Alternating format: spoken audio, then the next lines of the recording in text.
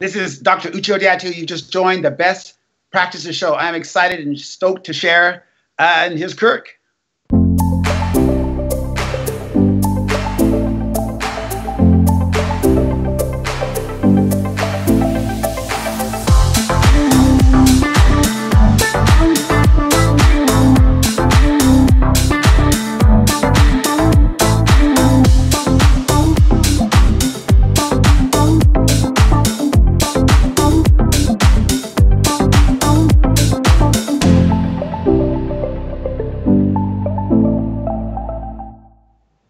Hey guys, thanks for watching the Best Practices Show, where we take a look at the best business practices from the best dental practices all over the world. And I got one of my favorite guests of all time. You're going to absolutely love this guy, Dr. Uche Odiatu. Uche, I'm so grateful. And I know we only get you for a short period of time, but you're going to love this. So do me a favor, grab a pen and hit the share button. Sit in on this one, because today we're going to be talking about how to be fit to lead as a dentist, and you do not want to miss this. Now, couple show notes. We are shooting this show live on Facebook. So as you're watching it, if you have questions, add them to the feed, and I'll ask Uche himself while he's on here, because we want to get the word straight from the master, because we want you to get the most out of this. And even if you're watching them later on, we're watching the metrics on this. A lot of you are watching them later on.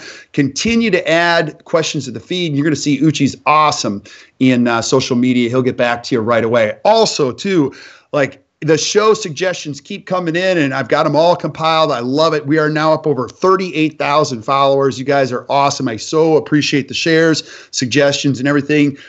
Just keep sending them to us, and we will keep lining them up. Now, my guest today is one of the hottest speakers in all of dentistry. You know this. If you've ever been to a big meeting, there's always a line outside of one room. Never mind, never the other. Like, I always see a huge line and love it. Oh, that's, you don't even need to go to the billboard. You're going to go, that's an Uche room, because everybody's lined up to see this guy. And so, Uche, if people don't know who you are, can you just give us a little background, and who's Dr. Uche Odiatu?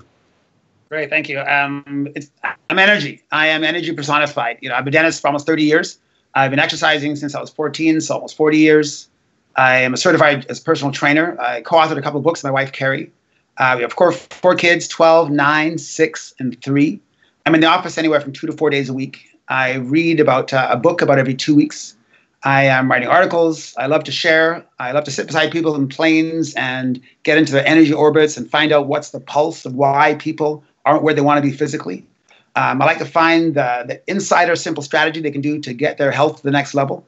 I'm all about supporting and serving people live their best life. And if this show accomplishes it in the next 30 minutes, my wish is being fulfilled.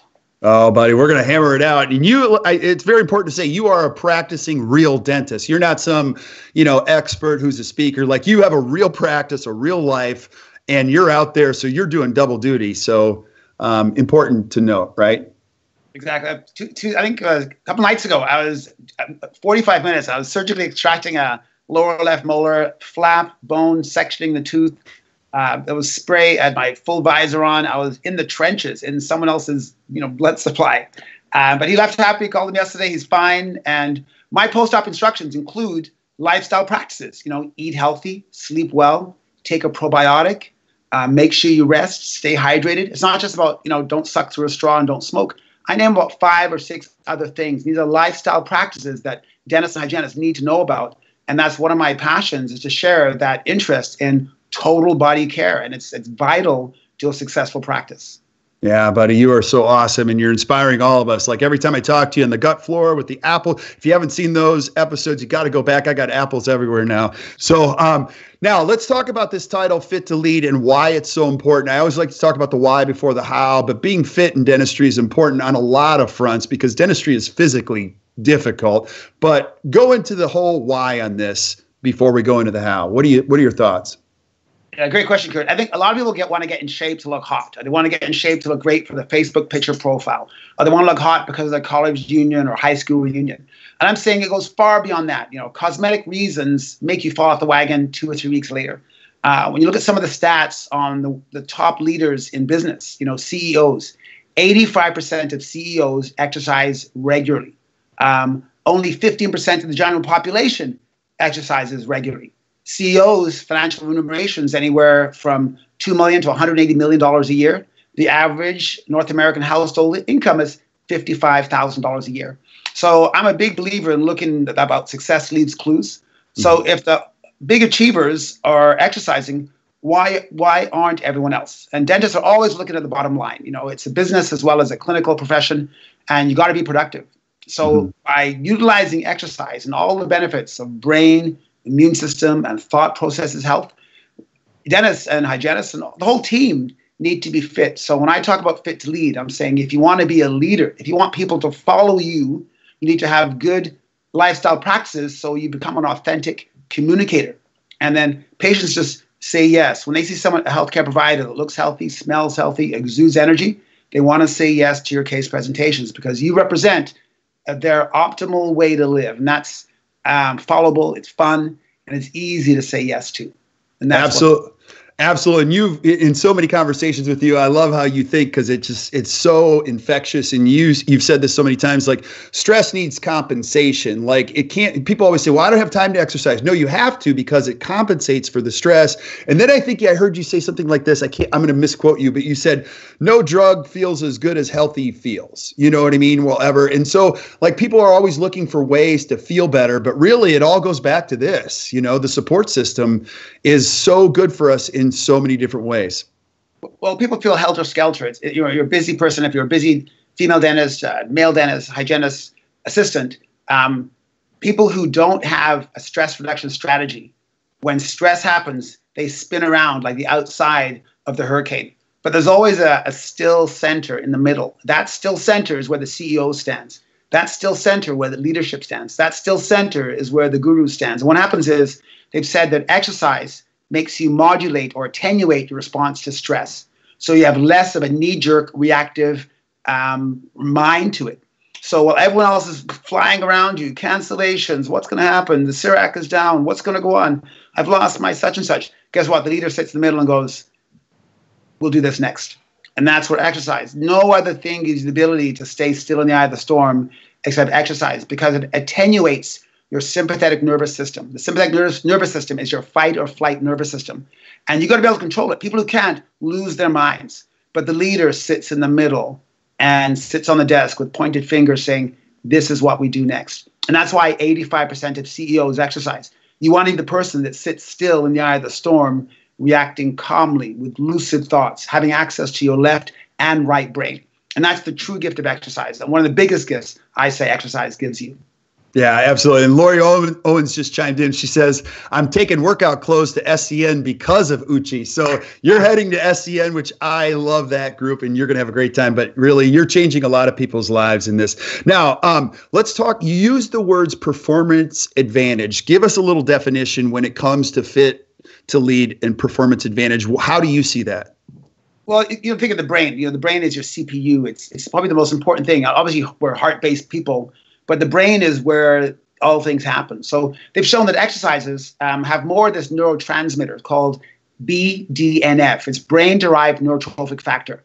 It facilitates neuronal communication. It facilitates brain plasticity, so the ability to learn. You have 100 billion neurons. These neurons all talk to each other. Exercise increases the neurotransmitter that facilitates this. Nothing else does. No drug, no potion, no lotion does that. So exercises have more BDNF, brain-derived neurotrophic factor. So as you think, we need to think. We need to think on the fly. We're remembering, you know, every dentist has an average of 1,500 patients. A lot of dentists have 10 to 20 people on your team. You need to have a good brain to keep all these facts all around you in nice places. So exercise allows you to pick up on things quicker, allows you to learn quicker, allows you to remember things quicker, allows better neuronal communication. So it only makes sense that the performance advantage of exercise is you will have a better brain. I think David Amen, he's a psychiatrist. He said, build a better body, you build a better brain. So the body looks hot on the beach, but I'm saying it all happens up here. It all happens up here. Absolutely. And Uche, as a dentist, you're kind of limited by these things, but you're unlimited right here. And we find that the highest performers, they are just, this is always growing. Can I use your quote that you gave me? Like, you gave me the greatest pearl. Sure. Actually, you say it. You said something about the master's mind. Explain the master's mind. I saw this in a yoga studio. There's a yoga studio about 5 minutes from our house, which is great convenience. It had a poster, and it said, the master always maintains a beginner's mind, because there's an opportunity to learn in every moment of life. And people always say, Uche, you know a lot. You've written books, you read books, you read articles. I said, you know what? I know a small fraction. The more I know about microflora and gut biome and nutrition, the more I realize I don't know. And 100 years from now, I'm so humble. 100 years from now, they'll be laughing at how kindergarten my knowledge was of nutrition, even though people think I know a lot. So that gives me the chance to always look and listen and learn, and always watch and look and listen and learn. And to maintain a beginner's mind is so much more attractive, as you said, because people say they know it all. I say run away from them because the true master says, I am hungry for knowledge. I enjoy the beginner's mind. And that's dentists and who are out there on the fringe are always saying they're learning and reading and looking for opportunities to grow their practice and to learn more. Love that. Love that. So take us through the formula. And I know we only get you for a short period of time, but take us through the formula of Fit to Lead and what that looks like. If I'm a dentist watching this, where can I start? Well, let's talk about the brain first, because the brain is where it's all at. Like, you need a good brain to be able to cut a prep and give a case presentation, to lead a huddle. So they've actually shown over time, a person who's sedentary, the brain actually naturally shrinks in volume. They say it's about 5% about every decade. Your brain shrinks in volume, 5% every decade. There's only one way to maintain good brain volume, and that is regular physical activity. For some reason, regular physical activity increases circulation or oxygen to the brain, and it maintains a plump brain. A big part of also exercise is that it maintains a plump hippocampus. Hippocampus is where your short-term memory gets turned into long-term. And I know people over 40 will often say, oh, I forgot something, or they'll tell one of their kids, please hand me that little thing that changes, the thing that changes the channel, the dicker flicker, the thing that you press. And the 10-year-old goes, you mean the remote, Dad? Kids don't forget stuff, because they have good, plump, good, full hippocampuses. They remember everything. But over 40, I don't remember my cell number. I don't remember where I parked my car. I don't remember my dog's name. I wouldn't brag about that, because what it's telling me, you are experiencing age-related memory loss, cognitive decline. Mm-hmm. So I'm thinking of a shrunken hippocampus. So your hippocampus shrinks with stress because hippocampus needs serotonin to put memories away. The hippocampus also shrinks with poor sleep quality because during REM, rapid eye movement sleep, the brain processes emotion and it processes memory. So a big part of me staying healthy and a big part of me wanting to exercise is that your hippocampus sends blood flow and oxygen to the brain. It maintains a plump hippocampus. We have two of them each side of the brain, and it maintains good brain volume. So I'm always about the why. Like, the why leads the how, because people Google, how do I get a flat stomach? How do I get a Beyonce butt? How can I get 4 squares? How can I get a bicep vein? I don't care how you get there. What is your why? Make your why your big factor. My brain is my big why, maintaining good brain health. Amen, brother. Now, I've got so many questions I want to ask you. Let's go back to the sleep quality thing, because not only is this a hot topic in dentistry, but it's an epidemic on the other side of it. I see dentists all the time getting, are you seeing the same thing? Being a dentist and experiencing stress during the day, you got to have good sleep quality. And some dentists come up to me and they go, I'm getting 5 hours of sleep a night. I'm like, buddy, that's not enough. What are your thoughts on that? Yeah, great question. I think because of our work ethic, we have this work ethic thinking, I'll sleep when I die. Well, if you're sleeping less and less, you will die sooner. So the whole idea being is, and I've learned this from Michael Howard, a neurophysiologist, said we need a minimum of 7 hours a night, because there's stages of sleep. Stage 1, 2, 3, 4. 3 and 4 is deep, and then you have REM, rapid eye movement sleep. That whole cycle takes 90 minutes. They said you need anywhere from 4 to 6 cycles a night.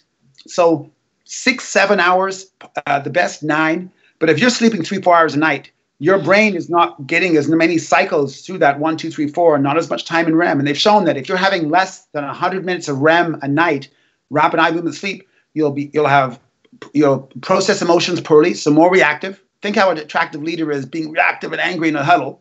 And also you'll have a poor memory. Everyone's impressed with a good memory. I know patients all the time, when you can remember their name or their child's name or the last filling you're working on or what's going on in their life, they're so personally impressed. They know you're talented. They know you're certified. But to remember something personal, they put you in that less likely to move on to another practice for. And this is all from having a good memory and a good brain. So sleep is majorly important. I used to brag how little sleep I needed. But again, I used to be in first grade also, Right. When I see someone bragging how little sleep they need, I'm thinking your brain is not as good as someone who sleeps 7 to 9 hours a night. And I wouldn't reveal your flaws, because sleeping less than 7 hours a night shows me your hippocampus is going to be small, your memory is not going to be as poor, and you'll have more of a reactive mind. So all of a sudden, hey, my negotiating power is bigger than yours because you're going to be tired compared to my brain, which is alert. Absolutely. And you said at the beginning, success leaves clues. The sleep thing is big. You know, Tom Brady on average sleeps 9 hours a night. Roger Federer, when he was in his prime of his career, was doing as many as 10. And ESPN reported that LeBron sometimes gets as many as 12 hours of sleep a night. So this is not like an outlying thing. Like the best performers know sleep enhances every function of the body. And Tom Brady's 41 years old. I mean, it's crazy how some people have figured out the algorithm. So I totally agree, man. Take us through the next component if I'm a dentist. Like, so obviously I need some sleep and I need to prepare. I always say sleep happens the night before. It doesn't happen during the night. Like you got to get ready to go to bed at 10 o'clock. What do you do? Like, how do you get ready to get prepared for the day when you got patients and all this stuff and little kids? Yeah, great question. Well, what it is, you got manage your cortisol, manage melatonin. What gets you up in the morning is cortisol. Cortisol gets you up, melatonin is low. As the day goes on, cortisol goes down, melatonin goes up. And by nighttime, melatonin, which is your how to sleep deeper hormone, is the highest, anywhere from 9, 10 o'clock at night. Human beings were meant to go to bed about 2 to 3 hours after sundown. This is like a million years of history. So when we're staying up 4 or 5 hours after sundown, we're going against our DNA. We're going against our cellular memory. And on top of that, if you're looking at laptops and your 60-inch plasma 4D screen in front of your rotating bed and thinking, wow, I'm so successful, guess what? Your brain is saying, I'm going to have you sleep less deep, which means you're going to have a poor memory, poor emotional response, and less neuroplasticity. So they're saying that minimum an hour before bedtime, no screen time. An hour before bedtime, no screen time, which means you might have to talk to your spouse, or you might have to read a book, those things with, sliced trees with ink on it, or you might have to, pet your dog, or possibly do some visualization and do some imagining like Einstein and Edison and Phelps does. So an hour before bedtime, no screen time. Or if you insist, they say, get an orange screen filter. There's different apps that can make your laptop amber color, which takes away the blue light. Blue light screams to your brain, wake up, and it lights up cortisol and adrenaline. So an amber screen, which is really good cell phones, my iPhone, I'm not sponsored by iPhone yet, but the iPhone has a special program on it that you can actually make it actually go amber at a certain time. Mine goes amber at 8 o'clock, and it stays amber till 7 o'clock in the morning. And that amber light is less likely to stimulate your body to make cortisol. So you and I both know, if you don't have an amber light set and you look at your clock in the middle of the night at 1 o'clock in the morning for an important text or something, you look at it, all of a sudden you think, I couldn't get back to sleep because now you have cortisol surging through your body. So anytime cortisol surging body, less growth hormone, which is the youth hormone, less melatonin, less GABA, less serotonin. The body is recovering and repairing at nighttime. Anytime something interferes with that process, you'll be less productive the next day. So my nighttime preparation is, no screen time within an hour of bedtime. Or if I'm on the screen, my laptop has an amber light. There's an app you can get. I think one of them is called Flux, Flux. The other is my iPhone has an amber light. I've also got these orange glasses. These are tinted glasses. I can wear them at nighttime. What it does, it takes out the blue light from laptops and television. So the kids wear them. I wear them. They go anywhere from 50% blue light reduction up to 99%. And they cost anywhere from $20 up to $60. But I have 3 or 4 different pairs rolled around the house. And it's my way of, you put them on a few hours before bedtime. What it does is it tells your brain sleep is coming. Wow. So it's an easy biohack to do, but it's incredible. People just don't know. They don't, everyone has a brain, but this is the way you got to train your brain to make more melatonin and keep the cortisol low. Cortisol has to be low. Melatonin has to be high. Buddy, that is such a huge tip, a biohack on what's going on in today's. I love it. All right, so let's say we get through the sleep. Take us through like a regular day or ideal day. If I'm going to be fit to lead, give me some perspective on what a day like that looks like, not only in your life, but maybe in a great dentist who's a leader's life. Okay, let's go back to exercise still, because I think I have 7 pillars of health. Sleep Let's do it. Is number one. One of the number one. Sleep is number one. You can't go more than 2 days without sleep. Exercise, you can go a lifetime without exercise, and 85% of North Americans are proving it. But if you want to get into that upper elite status, if you want to be a top performer, if you want a good brain, if you want BDNF, if you want good neurotransmitters, exercise scientists right now are trying to find, it's called the exercise factor. They're trying to find out, is there a pill that could substitute for exercise? It would sell like hotcakes. But the saying though, muscles, which is about half of your body weight, release hundreds of chemicals. They're called myokines, myokines. But your fat cells, and a third of us, or 70% of us, are overweight or obese. They release adipokines, adipose tissue, fat tissue, adipokines, inflammatory messages. So if you're sitting still, adipokines are flooding your body. If you're moving, myokines are flooding your body. So there's a back and forth between myokines and adipokines. Myokines, when they're released, tell every organ that you're alive, tell every organ that you're youthful, tell every organ that you still got it going on, and you're still in the spring of your life. Adipokines are released when your body fat is higher and you're sedentary. They've actually shown that sedentary people have 5 times more inflammatory messengers surging through their body than active people. Wow. Overweight people have 4 times more inflammatory cytokines. So you're losing when you're sitting, and if you're heavier, and you're eating on top of that. You shouldn't be eating if you're sitting down because it means you haven't earned the right to eat yet.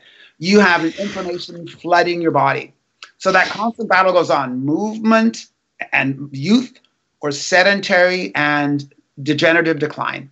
So exercise is a big part of anyone who is achieving moving, because when you move, you have more BDNF. When you move, you have more myokines. When you move, you have all kinds of other anti-inflammatory cytokines surging through your body, telling every organ that you're alive. Yeah. Move, less movement. You can talk about flexible body, flexible mind, flexible life. Rigid body, rigid mind, rigor mortis. Okay? Yeah. Less movement is a sign of death. And back in the caveman days, if you didn't move that much, your body was telling them that a famine is coming, so you better slow down metabolism and store fat. So if you want to get lean, move a bit more. Get a standing desk. Maybe we'll do our next interview standing. I would love it. I would love it. Now, it's so funny you say that. My mom just retired. She used to work in a nursing home. And then she would say to the patients, look, do you want to live or die? And they'd go, of course, I want to live. You got to move. Because she knew if the people didn't move, they died. And so movement is such an incredible fundamental function of the human body. Love it. Love it. What's pillar number 3? Nutrition. I think the biggest inflammatory influence in our bodies is poor eating habits. There's irrefutable scientific evidence. So irrefutable, you can't argue with this. Scientific evidence means there's proof, lots of studies, JAMA, Lancet, JADA, that food is not just for fuel. People always think, or to curb, you're depressed, you're sad, you're frustrated, people use food to change their mood. But food is more than fuel and mood changer.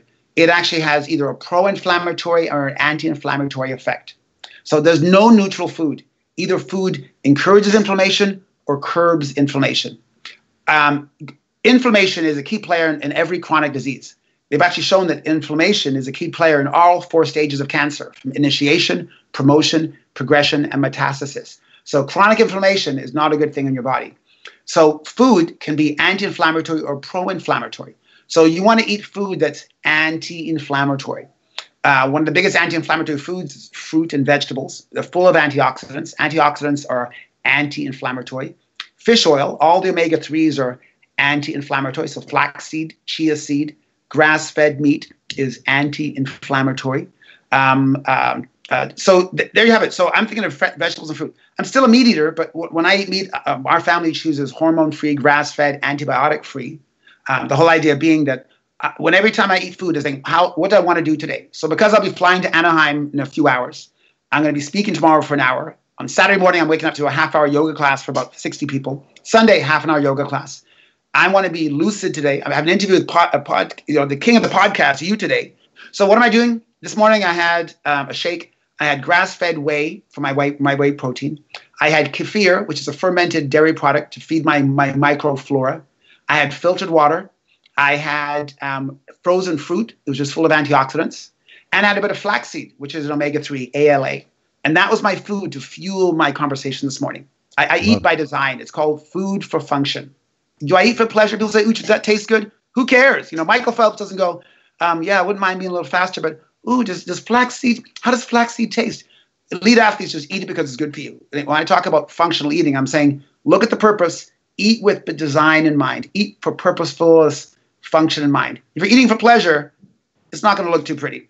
Oh, man, I love it. I love it. All right, give us pillar number 4, because I know you got to run here soon.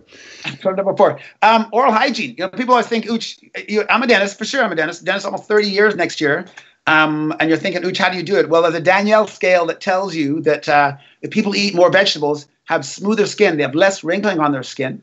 Also, they've shown that excess sugar actually destroys and disrupts collagen. So when you think of people who have smooth skin, they're probably eating healthier if they're doing it the non-pharmacological, non-surgical ways. You can actually literally not look your age by eating more fruits and vegetables. I'm not saying I'm a vegetarian. I'm more of a flexitarian. I still eat meat, but I eat on when I choose to. I'll eat a good quality steak. I'll have wild fish if I can. I'll still eat eggs, but, flax-fed, free-range eggs. I eat cheese because cheese is a fermented product. It's good for my microbiome. But so anyway, so that's the dentist part. Let's go back to the oral health part. So flossing and brushing, it's one of my pillars of health because you cannot be healthy with loose teeth. You cannot be healthy with a dry mouth. You cannot be healthy with a sore jaw. And people always think, what's the relation between the body-mouth connection? Well, I'm looking at saliva in terms of dry mouth. When I think of someone who's got a dry mouth, it's not just about having more abrasions and more erosion on your teeth. Dry mouth to me is, if I had a dry mouth, Kirk, and you had lots of saliva, youthful saliva, 200 calories to you and me is not digested the same, because if I have a dry mouth, it means the enzymes and food is not going to break down the same. So by the time it gets to my stomach, it's going to be in bigger chunks, while yours is more of a soupiness because you've dissolved it in more saliva. So I'm going to get less nutrition out of my big clump of solid food compared to your soupy mixture, which means dry mouth, anyone with a dry mouth doesn't digest and absorb nutrients the same, which means basically they cannot repair and they will undergo accelerated aging. So when I think of dry mouth and saliva, basically 2/3 of all prescription medication, one of the side effects is dry mouth. I'm thinking when I think of a person with a saliva problem or dry mouth, I'm thinking, and it's not a rude way to say it, it's the beginning of the end, because your body can no longer repair and replenish because your body, you're taking in the calories, but you can't absorb the calories. They used to say you are what you eat, you are what you digest. So when I think of all my patients with dry mouth, I'm sad for them. I'm thinking, how can we get your saliva plump back up? Is there a gum? Is there a lozenge? Is there a probiotic? Can we get you to eat when you're not nervous? Because anxiety makes you have dry mouth. So you shouldn't be eating when you're angry, depressed, tired, or irritated, because the body doesn't want to digest food. So you'll have a drier mouth. So I think a lot of indigestion comes from eating at the wrong time. So I'm thinking dry mouth. If I'm thinking loose teeth, if I'm thinking of someone missing a posterior section of the mouth, if someone's missing a posterior section of the mouth and they haven't replaced it with implants, or they haven't had CR crowns and don't have a good fitting partial, if that's the way they want to go, I'm thinking they'd be chewing on one side. They're not going to chew as efficiently as you and me. They've said someone with a full denture has only 20% of the function of someone with all their teeth. So when I explain that to people and say, if you don't chew with good function and you're chewing food in bigger pieces, you can't repair and you're not going to absorb the same amount of nutrients. So restoring your teeth is not just by having a great smile. It's functionally eating means your body can repair, and you can actually slow down the aging process. So I'm making the mouth-body connection with the fact that eating fully with a full complement of teeth and lots of saliva means you can digest food, absorb the nutrients, and slow down the aging process and repair your body better. Is that making sense? That makes perfect sense. Yeah. So one of my pillars is take care of those teeth. So floss, brush, power brush, get your Sonicare going 2 minutes twice a day, and you'll be well on your way to enjoying a dynamic life. Yeah, not only for you personally, but all those, you can see the evidence here. This is a wonderful opportunity as dentists positioning themselves to make a bigger impact on people's lives. I mean, dentists are going to become more and more important to the overall health of patients more than ever. There has never been a better time to be a dentist, I think, than now. So it's good stuff. We're in charge of the gateway. This is the gateway. The new science, the microbiome, and saying you have health here. Well, they said your genes impact your health. Well, something that impacts your health as much as your genes is your microbiome, the health of your gut flora. So you have genes and microbiome impacting your health. But the number one way you can impact your microbiome is to change the way you eat and eat healthy. This is actually from immunologists and microbiologists. They're not nutritionists. They're saying the best way to impact your microbiome, which impacts your health as much as your genes, is to eat better. So fiber, vegetables, fruit, good quality meat, if that's your style. So I'm a huge, big fan of eating healthier. And we are the gateway. Dentists are the only health profession, hygienists. We are the ones that are impacting people's gateway. This is going to be, in the next decade, it's going to blow people away how much your dentists and hygienists impact your health, because we are in charge of people's quality of mastication, saliva, a number of their teeth. Do they have restored arches? This is who we are. We're growing. This is it. I love it, buddy. Give us pillar number 5. Number 5 is posture. I'm a big fan of saying that if you have a slumped over posture, not only is it compressing your diaphragm and you get less oxygen to your brain, it actually also makes you think darker thoughts. Like if someone said, Dr. Odiatu, your patient's canceled, and I'm looking down, I'm thinking, yeah, I guess my patient's canceled. But I'm looking up and they're saying, Dr. Odiatu, your patient's canceled. You know what? I'm going to phone my patients yesterday and find out how they're doing after that implant. I'm going to find out how they're doing with their whitening. So a posture changes the way you think. People often think your thoughts affect how you feel. Well, I'm saying your posture can change your thoughts. When you look up, Helen Keller said, when you look at the sun, you see no shadows. When you're looking up, when you're taking in oxygen, it's really hard to think dark, depressing thoughts looking up. Man, the world looks better. But if I'm looking down, not only am I compressing my oxygen intake, I'm also more likely to think darker thoughts. So posture is one of my pillars. Looking up is a great way to look youthful, brings the shoulders back, and you will not look like your driver's license picture when you look up. This, I look like my motor vehicle picture. This one, I look like my son's picture, Theo, because I look like I'm up and dream in a really cool world. I love that, buddy. It's so true. When you see somebody really confident, they're never really looking down. It also carries your momentum wherever your eyes are at. So always be looking up. Number 6. What's pillar number 6? You got to manage stress. I know we mentioned stress earlier, but stress puts you into fight, flee, or freeze. Stress also puts all long-term healing on hold. Stress, you got to think about it. When your body's fighting or running for their lives, the last thing it wants to do is digest food. The last thing it wants to do is repair a scar. The last thing it wants to do is help you with digestion. It's the last thing to help you repair a knee. So the more you stay in fight or flight, and because we're in a sympathetically driven world, sympathetic is your fight or flight nervous system. Most of us are on all the time, driving in the car, typing away, moving, doing things, getting stuff done. We're living in a sympathetic world. All long-term healing is on hold. You'd be hard-pressed to talk to anyone today that says, how's it going? Oh, I'm busy, busy, busy. Why do I'm thinking your immune system is on hold? The body is not interested in healing or long-term preservation. When you're angry, upset, irritated, ticked off, frustrated, all the body wants to do is live in the moment.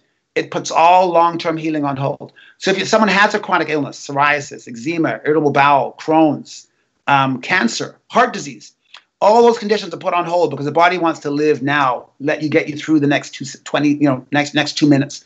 So managing stress is a big part to play in putting an end and dousing the fires of long-term illness in your body. So get into that Kung Fu Panda mode, be like Beyonce, and just chill in the moment. And you'll actually find a lot of those conditions not supporting the fires of chronic inflammation. Yeah, and you're a big fan of yoga. You were telling me you found this new yoga studio. Like I see a lot of dentists now doing yoga and they go, my stress comes way down. Not only is it beneficial for the body, but just how I react. Can you speak to that?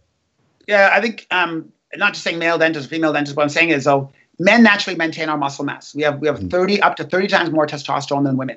So it's easy for us to maintain our muscle mass. So men, not being sexist, men need to do more yoga and flexibility type exercises like Pilates and Tai Chi. Women, because they have up to 30 times less testosterone, that frail woman is kind of like the classic older woman over 50. They start losing their muscle mass. And that's that quiet little, cute little old lady. If you want to look like that, that's fine, but you're losing muscle mass. They need to do more strength training because muscle responds. I always say that your muscles have absolutely no idea how old you are. All they know is that you're either moving, which is youth, or not moving, which is accelerated aging. So you don't need to look like a senior lady if you have good shoulders.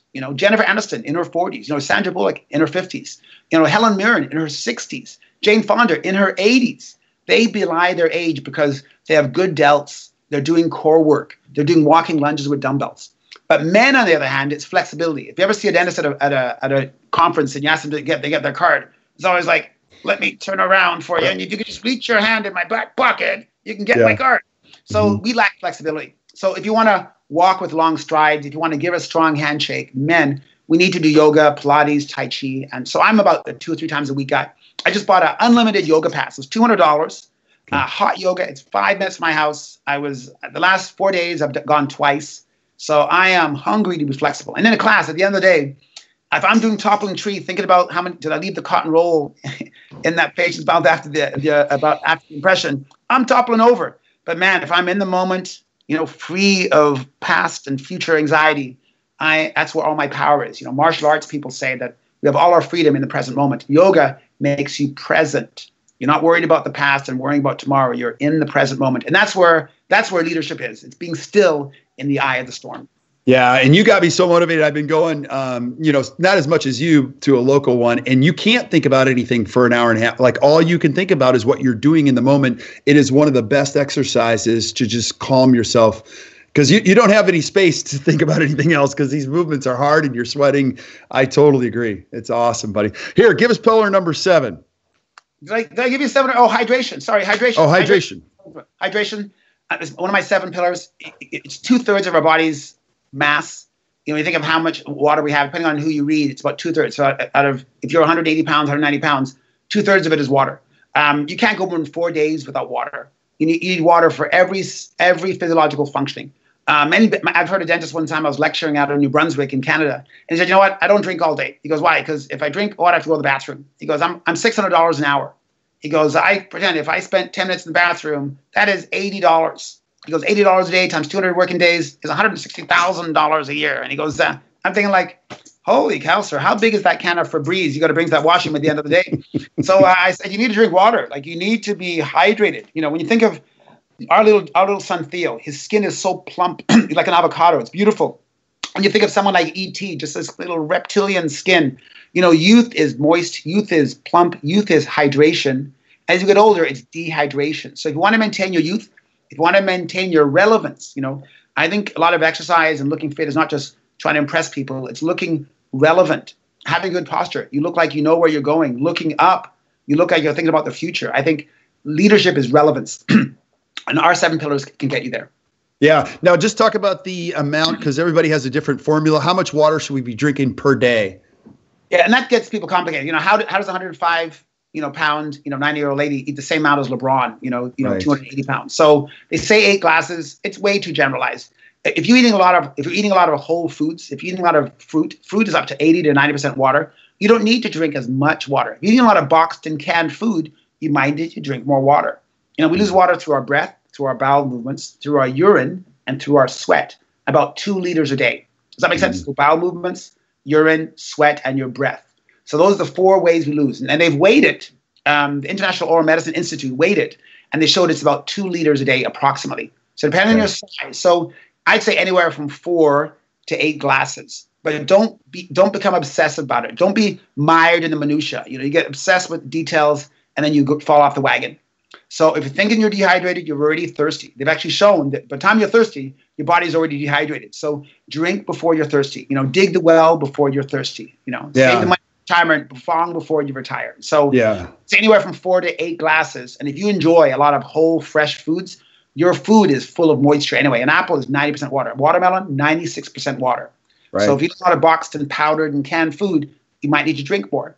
But if you're eating a lot of whole foods, you don't need to drink as much. So don't make it complicated. Just enjoy it. Have 1 more glass today than yesterday. So I'm all about celebrating that every step forward. Yeah, that's awesome, buddy. Now, I know you got to run. We went way over your time, but I'm going to let you go here. But Uche, I know people are going to be watching this and they're going to want to see more. I'll just say this. You got to get this guy to speak at your meeting. You're just full of energy. You inspire all of us. It's always fun. I often want to just leave what I'm doing and just go. I said it last time when I saw you in Minnesota. I'm like, I want to go next door because it was so much fun listening to the roars come from your room. And I'm so grateful, buddy. You're adding to all of our lives. We do a program together. We'll be like Abbott and Costello. We could be Batman and Robin. I'll be Robin, you're Batman, or whatever you want. Let's do a program together. We'll be the Justin Bieber and Mick Jagger of the dental conference circuit. Yeah, I will definitely be the Keith Richards, and you're going to be the Mick Jagger. Good, dude. I'll just try to keep up with you in every respect. Now, I know people are going to want more of you. So how do we find you? And keep in mind, Uche, people might be listening to this on iTunes. So how can we find more of Uche Odiatu? Instagram, Fit Speakers. So Fit Speakers on Instagram. Twitter, Fit Speakers. My website, Dr. Uche, so druche.com, so druche.com. I'm on Facebook. I post, 3 or 4 times a day, so it's Uche Odiatu. Make sure you see my face because, my dad's Nigerian. It's a Nigerian name. Make sure it's my face because it'll be a different Nigerian if it's not my face. And, those emails you get from that country. Give me $400 and I'll send you 30 million. So make sure it's Uche Odiatu. And it's my face on the Facebook. And I love getting back to people. I love messages. Sometimes people do public questions. Other people send me private messages about their own condition. I'm not an MD, but I sure know a lot about staying healthy. I sure know a lot about prevention. I sure know a lot about nutrition. I sure know a lot about exercise. So I love to share anything to help support people's ascent and really have an enjoyable life. Yeah, you do know a lot. And buddy, every time we get together, I always walk away better. So I'm so grateful for our friendship, for your information, and thank you, thank you, thank you. We're going to have Uche back so many other times talking about other things. If you want to see a specific topic from Uche, just add it to the feed and I'll line it up and set it up. Also, too, keep sending us suggestions. So Uche, stick around while we say goodbye to everybody else. But thank you guys so much for watching. We are so crazy grateful. If you enjoyed today, which I know you did, just hit the share button, share it with your friends. And until we see you next time, keep watching the Best Practice Show. You guys have a great rest of your day.